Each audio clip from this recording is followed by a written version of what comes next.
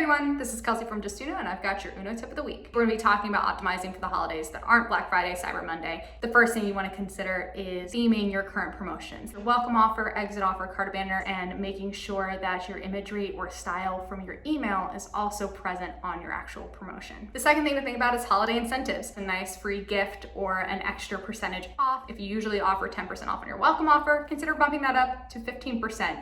Or add a free gift for the holiday. If you are unable to update your current promotions to theme towards the holiday, or that's not something that's within your brand guidelines, consider using a banner. A banner that follows visitors from page to page and reminds them that there's a holiday, that you're running a special sale, you're offering free shipping. People are more likely to spend during these times, so reminding them is never a bad thing. Finally, are you sending out emails? Are you letting your current visitors know that you're doing something on site? Once you get somebody to make a purchase, it tends to be easier to get them to come back and make a second purchase. This is Kelsey from Justuno. Thanks for watching, and we wish you CRO luck.